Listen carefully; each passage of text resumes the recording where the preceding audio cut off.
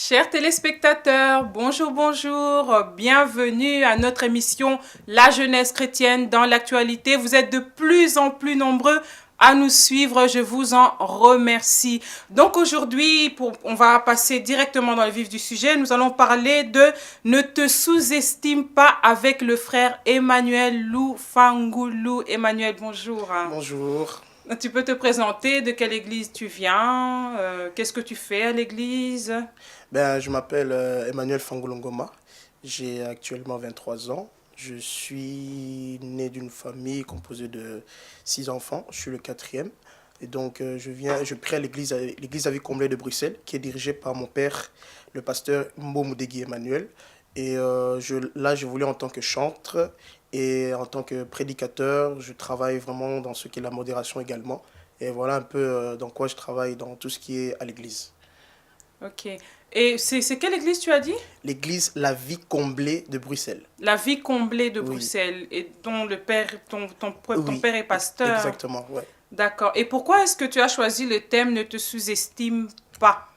Dans un premier temps, j'ai choisi ce thème-là parce que j'ai remarqué ces jours-ci, ces derniers temps, en analysant la vie de certaines personnes qui viennent vers moi pour me parler. Ne te sous-estime pas parce que ils sont toujours en train de penser que malgré leurs erreurs qu'ils ont fait dans le passé, que Dieu ne les a pas pardonnés. Malgré leurs bêtises qu'ils ont fait dans le passé, qui voient comme s'ils sont toujours rejetés du monde, qu'ils sont toujours rejetés de Dieu, donc Dieu ne peut pas agir encore ou bien transformer leur vie. Donc j'ai remarqué cela dans leur vie. Ils se sous-estiment, ils se disent que non, je ne suis pas capable de faire quelque chose, je ne suis pas capable de faire cela parce que ma taille pose un problème, parce que mes problèmes, parce que ma vie passée pose un problème. Donc, et c'est surtout par rapport aussi à un témoignage que j'ai par rapport à ce thème-là. Je pense qu'on en décortiquera plus tard. Mais beaucoup se sous-estiment par rapport à toutes ces choses-là. Et donc, j'ai vraiment pris le temps de réfléchir et Dieu m'a communiqué vraiment ce thème-là, ne te sous-estime pas, afin d'encourager les jeunes, pas seulement les jeunes, même les plus vieux, à qu'ils puissent continuer à travailler dans tout ce qu'ils sont en train de faire, de ne pas se sous-estimer, de ne pas voir la vie passer, quoi. Et donc, c'est dans ce sens-là que j'ai travaillé sur ce thème-là. D'accord. Donc ne te sous-estime pas, c'est une prédication à venir. Oui, ne te sous-estime pas, c'est une prédication à venir parce que je suis en train de préparer un grand événement ici qui sera déroulé le 1er octobre 2016. Donc, je suis en train de vraiment de travailler sur ça, travailler sur ça.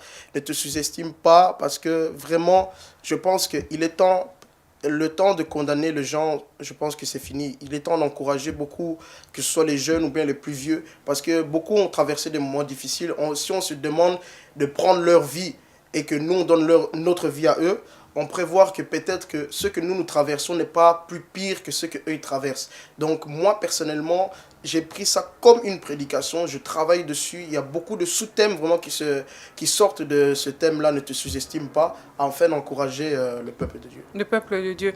Et quand tu parles de beaucoup de sous-thèmes, de quoi parles-tu exactement? Ben, Tu pourras nous donner juste quelques exemples de sous-thèmes qui sera dit dans euh, un futur proche? par exemple, quand je parle de sous-thème, je vois sois fier de ce que tu es. Parce que les personnes qui se sous-estiment, on peut dire dans un contexte qu'ils ne sont pas fiers de ce qu'ils sont. Ils ne sont pas fiers de la vie qu'ils sont en train de mener actuellement. Ils ne sont pas fiers de l'être humain qu'ils sont actuellement. Donc, si je vois, c'est vraiment une collaboration avec ce thème, ne te sous-estime pas. Oui. D'autres, ils ne sont pas fiers de ce qu'ils sont, ils ne sont pas fiers de ce qu'ils ont entre leurs mains. Ils envient en fait la vie des autres. Et c'est ce qui fait qu'ils sont en train de se sous-estimer. Lorsqu'ils voient une personne qui s'est mariée à leur âge et ils voient que leur âge qu'ils ont actuellement, ils sont toujours pas mariés, donc ils se posent beaucoup de questions, donc ils sont pas fiers, ils sont en train d'envier ce que la bénédiction que l'autre a. Donc, ou bien aussi ne doutent pas, parce que d'autres personnes doutent. Ils doutent dans certaines choses qui sont en train de faire. Lorsque Dieu leur parle, ils sont en train de douter, est-ce que réellement Dieu m'a parlé? Donc c'est un peu deux thèmes vraiment grands que je suis en train d'aborder. Et je pense que Dieu va nous aider à les décortiquer plus tard pour l'œuvre de Dieu, quoi. Ok, ça c'est globalement. Mais quel est le message que tu es venu passer sur le plateau de la jeunesse chrétienne dans l'actualité par rapport à ton thème? C'est quoi vraiment le message? Si tu peux un peu nous expliquer en long et en large, quel est le message que tu donnes évidemment avant la prédication que tu auras à faire? Personnellement, le message que j'ai, c'est que nous sommes jeunes nous avons tous une vie, nous avons tous un passé, que lorsqu'ils sont en train de vivre, ne pas regarder le passé qu'ils ont. Parce que souvent, il y a des personnes qui regardent leur passé et ils voient que la plupart de leurs passés sont peut-être mauvais.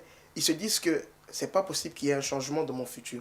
Donc, vis-à-vis de ce que je suis en train de vivre actuellement aujourd'hui, je ne pense pas qu'il puisse avoir un changement demain. Parce que ils sont en train de se dire, ils sont en train de voir, de se poser des questions par rapport au regard des autres. Oui. Donc, ils se disent que même si demain je change, quel sera le regard des autres sur moi? Même si demain il y a une nouvelle vie qui se crée, quel sera le regard sur moi? Donc, ils auront toujours un regret. Ils se diront toujours que à cause de mon passé, je suis en train de vivre ce que je vis aujourd'hui. Mais c'est que j'aimerais dire qu'il y a une personne qui est capable de changer le passé de l'homme, qui est capable de changer le futur plutôt de l'homme. Donc, il ne regarde pas le passé. Parce que s'il regardait le passé, il y avait des personnes, je prends un exemple comme de David. David a fait beaucoup de bêtises. Donc, quand nous lisons la Bible, mais Dieu n'a pas regardé son passé. Dieu a regardé le futur qu'il voulait l'établir en tant que roi d'Israël. Donc, c'est un peu un contexte que beaucoup de jeunes devraient mettre dans leur tête, d'arrêter de se sous-estimer, d'arrêter de penser que Dieu les a abandonnés, d'arrêter de penser qu'ils ne sont pas capables d'avancer, d'arrêter de penser qu'ils sont maudits par rapport au péché ou bien à la bêtise qu'ils ont fait dans le passé. Non, parce que la Bible dit qu'avec toute personne qui ont cru à Jésus-Christ, ils deviennent une nouvelle créature. Dans d'autres termes, Dieu oublie ton passé. Dieu oublie ce que tu as traversé, que ce soit positif ou négatif. Dieu l'oublie complètement. Donc c'est une chose que tant que ça ne rentre pas dans la conscience de nous, la jeunesse, ou bien de nous, les parents, ou bien de nous, les serviteurs, les jeunes, ça ne pourra pas changer. Il faut se dire déjà que Dieu a tout oublié. Donc le fait que je l'ai accepté comme Seigneur et Sauveur, il faut que je puisse comprendre que Dieu a complètement oublié que tous les péchés que j'ai faits. Donc, une nouvelle vie est en train d'avancer. C'est un peu ça que vraiment je voulais partager avec le peuple de Dieu, qui puisse comprendre, d'arrêter de se sous-estimer. Parce que l'estime, c'est comme un sentiment que tu ressens comme si que je ne suis pas capable, ou bien j'arriverai pas, ou bien un sentiment de regret que tu te dis dans ton cœur que tout ce qui se passe là, je ne pourrais pas vivre ça. Donc, c'est un peu dans ce contexte-là que je suis en train d'aborder ce thème-là. D'accord. Et qu'est-ce que tu penses des personnes, des jeunes, vu que ton message s'adresse aux jeunes, à la jeunesse, qu'est-ce que tu penses des jeunes qui ont accepté, malgré leur passé, accepté le Seigneur Jésus-Christ et qui continuent à regarder en arrière par rapport à ce qu'ils ont fait et ramener ça dans leur nouvelle vie en tant que chrétien? Qu'est-ce que tu pourras donner comme conseil à ce jeune-là? Comment pouvoir marcher? Je vais donner un exemple pour que la question soit un peu plus explicite. C'est un jeune homme, par exemple, qui côtoyait les boîtes avant d'accepter le Seigneur Jésus-Christ comme sauveur et maître. Et arrivé dans la vie chrétienne, malgré qu'il a accepté Christ, mais il continue quand même à mener cette vie-là de boîte de temps en temps, de continuer à boire, de fumer. Est-ce que c'est un processus ou c'est quelque chose qu'il faut laisser carrément en arrière une fois qu'on a accepté le Seigneur Jésus-Christ et qu'on soit passé par les eaux du baptême? Merci pour la question. D'un côté, je ne serais pas je voudrais pas les condamner directement, parce que il est vrai, malgré que c'est comme on prend un voleur. Aujourd'hui, il se décide d'arrêter de voler. Mais en d'autres termes, des séquelles qui vont lui rappeler, qui vont lui faire toujours penser que tu vas voler, tu dois voler, tu dois voler. Mais quand on est toujours derrière cette personne pour lui faire comprendre que voler, ce n'est pas bien, voler, ce n'est pas bien, voler, ce n'est pas bien. Petit à petit, on est en train de le poursuivre derrière, donc en d'autres termes, être toujours là pour lui parler. Au fur et à mesure, sa conscience va lui dire que réellement, que voler, c'est pas bien. Et qu'il va arrêter. C'est comme un jeune qui part en boîte. Moi, personnellement, je n'ai jamais côtoyé les boîtes. Oui. Mais je connais des personnes qui ont été. Donc, vous voyez que tellement qu'ils étaient habitués à aller en boîte de nuit, à s'amuser dans leur musique, dans leur danse, tout ça, à côtoyer les personnes. Donc, petit à petit, pour qu'ils puissent se déshabituer de cette personne, de cette chose-là, il faut qu'il y ait un processus. Parce que nous sommes toujours pressés à mettre une condamnation, merci, oui. De mettre une condamnation sur les personnes, or que nous ne savons pas comment d'autres personnes, nous n'avons jamais eu le temps de parler avec eux pour savoir. Les approcher. Oui, de les approcher. C'est ce qui est en train de démoraliser certains jeunes, parce que nous sommes les premiers à les condamner. C'est pas bon, parce que si tu les condamnes, Mais cherche d'abord à savoir qu'est-ce qui fait qu'ils puissent toujours continuer à demeurer dans cette chose-là. C'est une chose importante il faut comprendre que la jeunesse, comment dire, attirés par beaucoup de choses, des choses même qui nous amènent à rien. Nous sommes attirés par beaucoup de choses, donc il faut vraiment qu'on puisse avoir des suivis. Donc des hommes de Dieu, même pas seulement des hommes de Dieu, même nos parents, même des proches, ils doivent être là derrière nous quand même pour pouvoir nous aider à faire ce premier pas de quitter ce monde-là. Parce qu'il est vrai que même si tu te convertis aujourd'hui, ne pense pas que ta vie passée, comment dire, s'effacer complètement. Non, c'est un processus. Parce que des fois, même si tu es converti aujourd'hui, si tu buvais, tu auras toujours tendance à vouloir pouvoir boire encore, à vouloir pouvoir fumer encore. Mais tout dépend du processus que tu es en train d'entamer avec la personne qui est derrière toi pour pouvoir te faire sortir de cette situation-là. C'est pour ça que moi, personnellement, un conseil que je pourrais dire, qu'ils puissent être, malgré que leur vie passée, ils se décident de se donner à Christ, qu'ils puissent toujours avoir un guide, l'aide du Saint-Esprit bien entendu, mais un guide humain qui pourrait l'aider à pouvoir les conseiller, et petit à petit nous allons voir que cette personne a totalement changé. Donc c'est dans ce contexte-là que je pourrais un peu m'exprimer. Ok, mais les gens peuvent dire aussi que oui, c'est facile de dire parce que tu viens de dire, tu venais de dire au début que tes parents, ton père est pasteur. Donc, tu es né dans une famille chrétienne. Donc, c'est un peu facile pour toi. Est-ce que c'est vraiment vrai, parce que tu es fils de pasteur, que la vie est plus facile pour toi, ta vie chrétienne, parce que tu as un appui qui est déjà ton père, et puis tu as une ligne de conduite simplement par honte, si je peux m'exprimer ainsi, par honte, parce que les gens vont dire, ah voilà le fils du pasteur, voilà, c'est un peu pour couvrir aussi ton père. Donc, tu as une ligne de conduite à avoir par rapport à ceux que peut-être qui n'ont pas eu cette grâce que leur père ait un poste ou quelque chose comme ça dans l'église ou simplement un ministère et qui sont nés des parents qui n'ont pas un ministère quelconque et qui sont voués par exemple à eux-mêmes.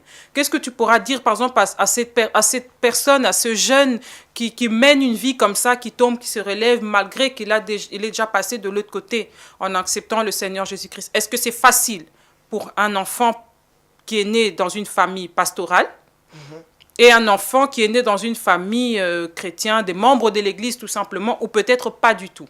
Est-ce que c'est vrai? C'est une rumeur ou pas? C'est ça ma question. Est-ce une rumeur ou pas? Personnellement, je dirais c'est une rumeur. C'est une rumeur. Je vais appuyer. Pourquoi je dis cela? C'est une rumeur. Je peux dire même c'est archi faux. Explique-nous alors. Archi faux. Pourquoi? Parce alors que explique. Être fils de pasteur ne veut pas dire que tu es chrétien. D'accord. Être fils de pasteur ne veut pas dire aussi que tu es païen. Être fils de pasteur n'est qu'un titre. N'est qu'un titre qui fait de toi, t'es excellent. Qui fait, en fait, lorsque les gens entendent que tu es fils de pasteur, ils voient comme si tu es quelqu'un de différent. Or que moi, je connais des fils de pasteurs qui font la honte de leur famille. Moi, je connais des fils de pasteurs que leur père prêche le dimanche à l'église, mais lui, le samedi, il est parti en boîte. Pour dire que le titre-là de fils de pasteur n'a aucune valeur, personnellement. Même Dieu ne te voit même pas fils de pasteur, Dieu te voit en tant que son fils à lui. Il ne voit même pas le titre-là de pasteur-là. Ça ne le regarde pas, il voit que tu es son fils. En d'autres termes, beaucoup pourraient dire que parce que tu es fils de pasteur, donc c'est normal que tu sers Dieu. Non. Moi, je connais des personnes qui ne sont pas fils de pasteur, mais ils servent Dieu. Ils servent Dieu, ils sont zélés dans la parole, ils sont zélés dans l'œuvre de Dieu. Ça ne dépend pas du titre, ça dépend de ta personnalité que tu as avec le Seigneur. Si aujourd'hui tu te décides que j'aimerais abandonner le mal, le Seigneur t'aidera afin que tu puisses abandonner ce mal-là. Mais tant que tu es toujours là, dans tes délires, oui, boîte, oui, fumer, oui, boire, tout ça, ça n'a même rien à voir avec c'est même pas ton père qui est dedans, c'est toi, c'est ta relation personnelle que tu as avec ton Dieu. Parce qu'aujourd'hui, je connais des personnes qui ont abandonné le mal, malgré que ça a été difficile. Ils ont abandonné le monde, malgré que ça a été dur. Ils ont été traités de tous les noms par leurs amis avec qui ils étaient dans le monde. Mais aujourd'hui, ils ont accepté le Seigneur. Mais ils ont toujours l'aide, ils ont toujours des personnes qui sont là derrière, avec l'aide du Saint-Esprit. Ça leur permet de pouvoir avancer. Donc, moi, cette rumeur-là, je dis que c'est faux. Parce qu'il y a des personnes qui sont fils de pasteurs, mais ils font la honte de leur famille. Il y a des personnes qui ne sont pas fils de pasteurs, mais ils font la joie de leur famille. Pourquoi? Ça dépend de la relation personnelle que tu as avec Dieu. Si tu as une bonne relation avec Dieu... Donc c'est ton engagement avec le Seigneur. Exactement. Ça n'a rien à voir d'être fils de pasteur ou pas. Parce que nous lisons la parole. Hein. Lorsque Dieu va nous juger, il ne va pas nous juger avec nos parents. En fonction du titre qu'avaient tes parents. Oui, ils ne vont pas nous juger en fonction du titre qu'ont tes parents, que ton père était prophète, docteur. Dieu, ça ne le regarde pas. Il va te juger toi, ta personnalité, comment as-tu marché, comment t'es-tu conduit. Est-ce que c'est digne que tu ailles au ciel ou bien que ce n'est pas digne que tu ailles au diable. C'est pour ça que nous devons comprendre une chose. La vie que nous menons, ce n'est pas pour rien que la Bible dit le salut est individuel. Si le salut est individuel, cela veut dire que lorsque Dieu te voit, il ne te voit pas toi avec ta femme ou bien ton mari, tes enfants. Non, il te voit toi. Toi seul. Toi seul. Donc, c'est une chose qu'il faut comprendre. Il te voit toi seul. Oh, parce que donc Dieu va te juger par rapport parce que ton père était pasteur. Et si ton père, en tant que pasteur, il a fait des bêtises. Donc, si maintenant il devait te juger par rapport à lui et que lui, sa place est en enfer, tu vas le suivre. C'est clair. Tu vas le suivre. C'est clair, oui. Donc, c'est une chose qu'il faut que beaucoup ne comprennent pas. Beaucoup pensent parce que nous sommes des fils de pasteurs que nous avons un grade vraiment élevé dans le monde. Donc, ou bien une spiritualité tout simplement spéciale parce que donc, ton père est pasteur, tu es un peu couvert. Non, c'est une chose que beaucoup ne comprennent pas. Beaucoup se disent que comme nous sommes fils de pasteurs, ça veut dire que Tozola Nanzam. Or que non. Il y a des personnes ils sont fils de pasteurs, mais si tu regardes leur niveau de prière, zéro comparé à leur père. Pour dire quoi? Ça dépend de ta relation personnelle que tu as avec Dieu. Tant que tu n'as pas une relation personnelle avec Dieu, 0 sur 10. Donc c'est une chose qu'il faut comprendre. Cette rumeur, vraiment, il y a mes réveils par d'autres changos de côté parce que ce n'est pas vrai, c'est faux. Être fils de pasteur ne veut pas dire que demain tu hériteras le ciel. Non, ça dépend de la relation personnelle que tu as avec Dieu. Donc c'est ça. Amen, merci d'avoir répondu explicitement à cette question qui revient à chaque fois. Donc voilà, donc tu vas, s'il te plaît, répondre à une question qu'une sœur m'a posée avant de venir à l'émission. Donc, la sœur me demande, d'ailleurs, que je salue, ma sœur anonyme, donc voilà, qui a posé une question de savoir, est-ce que c'est parce qu'on part en boîte ou parce qu'on a une vie, on vit notre jeunesse pleinement, qu'on ira forcément en enfer, même si on croit en Dieu. Hein, on mène une vie de prière, mais aussi on profite un peu de notre jeunesse. Est-ce mal de faire ça? Merci pour la question. Nous sommes des enfants de Dieu, il faut se référer à la parole. Ecclésiaste 12, chapitre 1, si je ne me trompe pas, verset 1 nous dit ceci. Jeunesse, profite de ta jeunesse. Livre ton cœur à tout ce que tu veux. Mais sache une chose, tu seras jugé. Dans le sens là que je vais dire quoi? Déjà, et la Bible encore nous dit, on ne mélange pas les ténèbres avec la lumière. Donc, la boîte, c'est les ténèbres. L'église, on va dire, c'est la lumière. Donc, pourquoi on va dire? On dit non, parce que, je dis on va dire parce que l'église, déjà, c'est l'être humain. C'est l'être humain. D'accord. L'église, c'est pas le bâtiment. Donc, on ne mélange pas les ténèbres avec la lumière. Toi, tu vas en boîte samedi, dimanche, tu vas à l'église. Dis-moi, qu'est-ce que tu vas aller transmettre au peuple de Dieu? Qu'est-ce que tu vas les transmettre? Quel message vas-tu transmettre en vie? En plus, si les gens savent que hier tu es parti en boîte, maintenant ils te voient devant en train de chanter ou bien en train de faire le protocole, mais ils vont se dire, mais tu es en train de faire des blagues. On ne mélange pas les ténèbres avec la lumière. Il est important de faire un choix. Se faire plaisir. Il y a plusieurs façons de se faire plaisir. Comme quoi, par exemple, si tu peux en citer quelques exemples que ma sœur anonyme puisse entendre, qu'il n'y a pas que les boîtes pour une jeune fille ou un jeune garçon où tu peux prendre plaisir et te jouir de ta jeunesse. Se faire plaisir ne veut pas simplement dire aller en boîte, ne veut pas simplement dire tu peux te faire plaisir. Il y a des restaurants qui sont là. Il y a des restaurants, moi personnellement j'aime manger, il y a des restaurants qui sont là. Tu peux aller comme on voudrait remplacer le Quick par le Big Burger, je pense un truc comme ça. Donc King Burger, tu peux aller là, tu manges. Tu peux aller au restaurant, vraiment un vrai restaurant des blancs comme on nous voit. Tu pars manger. Est-ce que pour te faire plaisir, si tu veux boire, si tu veux aller boire, il y a les cinémas. Voilà, si tu veux danser, est-ce que tu es obligé d'aller en boîte? Tu peux prendre ta musique, tu la mets chez toi de ta radio à la maison. Mais quelle musique? C'est ça, je vais venir avec. Tu peux prendre ta musique, tu la mets chez toi à la maison. Personne ne va t'interdire parce que c'est chez toi. Mais en plus, Attends, ce que je comprends pas le pire, hein, c'est que les boîtes sont payantes. Mais, Seigneur, les boîtes sont payantes. Les gens, Vraiment. tuent corps et âme pour ne fût-ce qu'avoir 50 € pour rentrer en boîte pour 2 ou 3 heures seulement sur la nuit. Or que l'église est gratuite, mais les gens viennent avec des difficultés. Lorsqu'on leur dit de venir, j'étais malade. Ma fille avait un problème. Mais finalement, des fois, je me pose des questions. Je me dis, mais où va-t-on? Là, il y a des choses qui sont payantes, mais qui nous amènent nulle part. Excusez-moi, depuis que ces personnes partent en boîte, qu'est-ce que tu as reçu? Il faut aussi, parce que lorsque nous faisons des choses, il faut le faire avec un but. Un but principal qui est dedans. Lorsque tu pars en boîte, tu reçois quoi?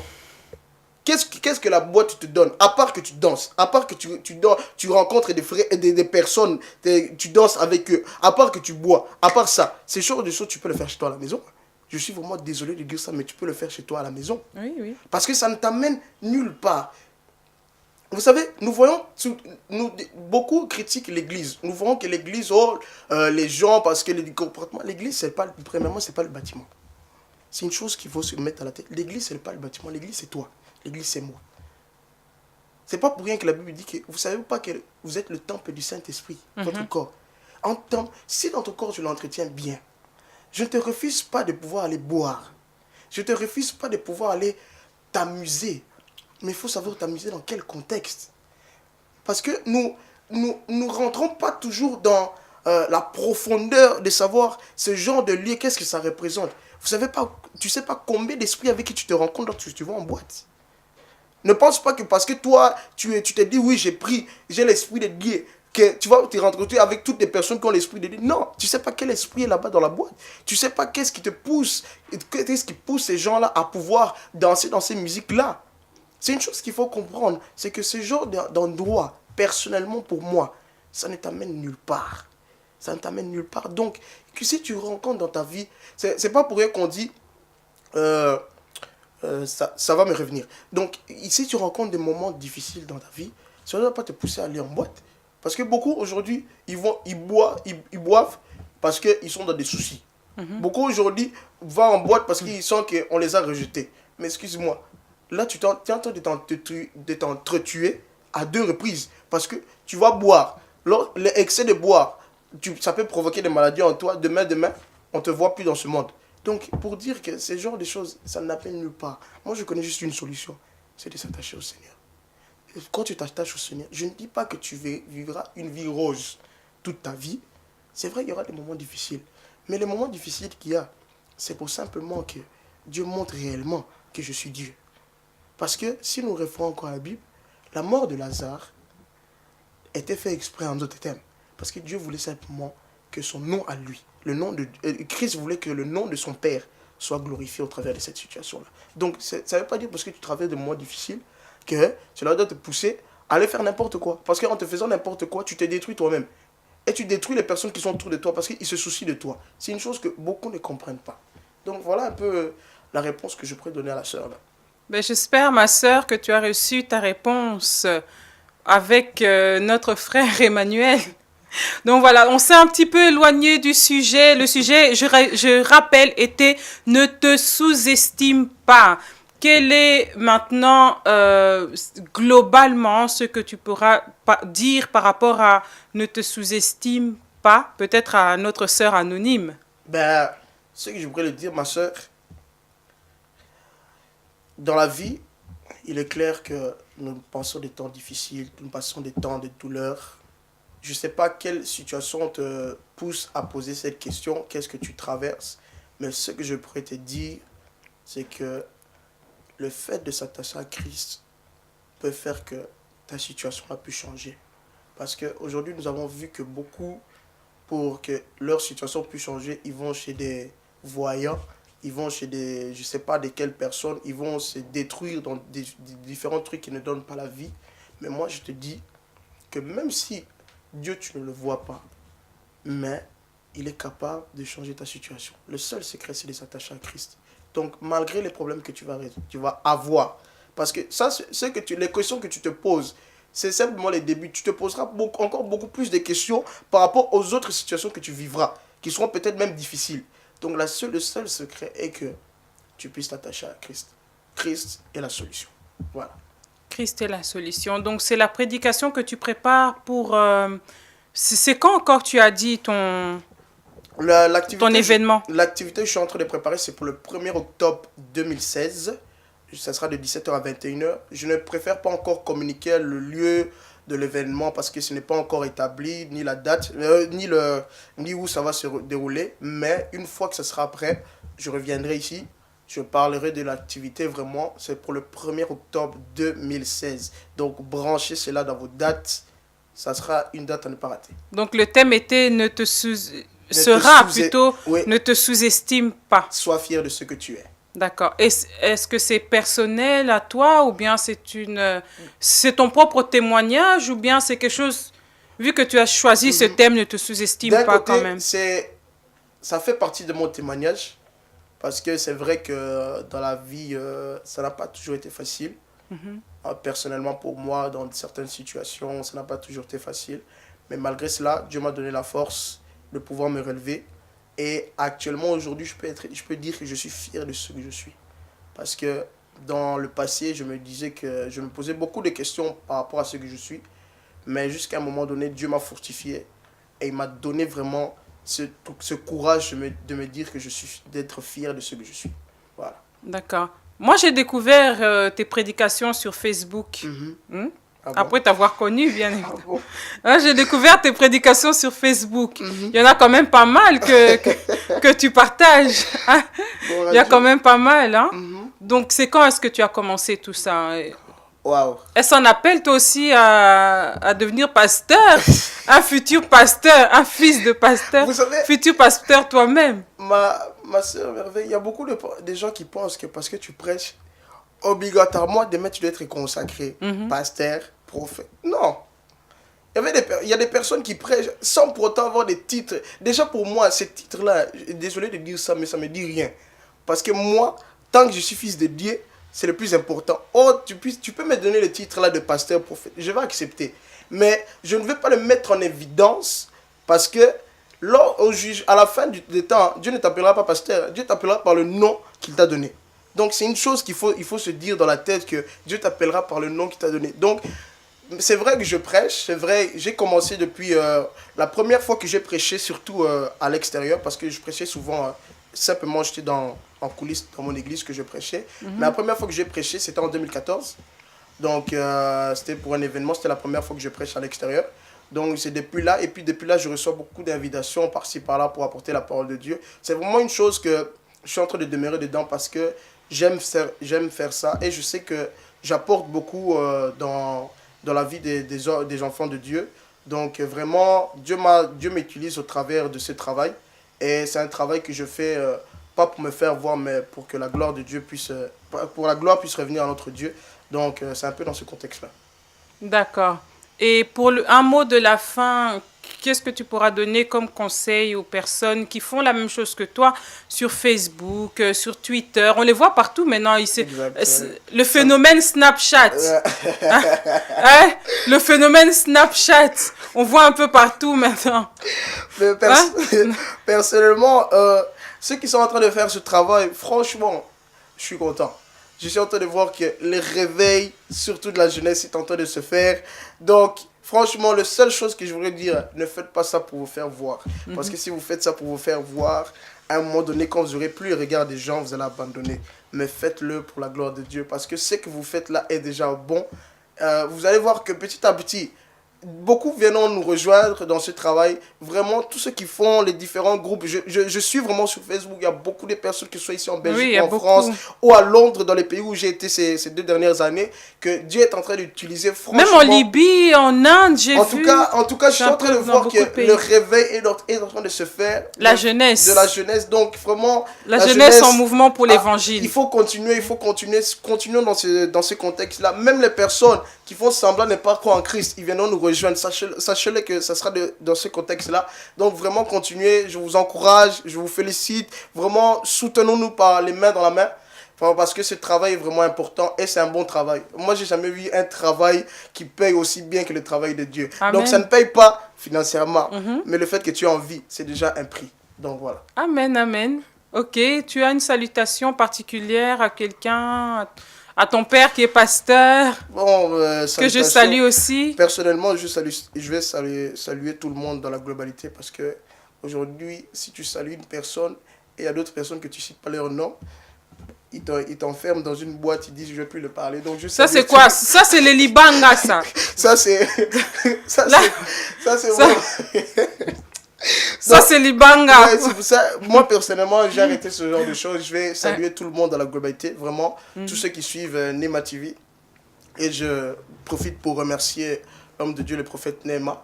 Parce que sans ce studio, sans ce beau contexte, je ne pourrais pas, moi, Emmanuel, être là. Je remercie toutes les personnes qui travaillent dans les médias. Et je remercie ma grande sœur, n'est plus à présenter, la sœur Merveille. Donc vraiment, merci à tout le monde. Merci à tous ceux qui suivent. Vraiment, que Dieu vous bénisse. Partout d'où vous suivez cette émission, que Dieu vous bénisse. Et en tout cas, voilà, c'est tout ce que j'avais à dire. Voilà, merci. Voilà, c'était la jeunesse chrétienne avec Emmanuel Fangoulou. Je l'ai bien dit cette fois, parce qu'à chaque fois, c'était le frère Emmanuel Loufangoulou avec le sujet, le thème, pardon, ne te sous-estime pas. Donc, je rappelle, là où nous passons, sur Orao TV, IPTV, au Canada, sur le canal 64, nous sommes sur YouTube, sur Internet. C'était la sœur Mel Touzolana. À nous revoir la semaine prochaine. Que le Seigneur vous bénisse.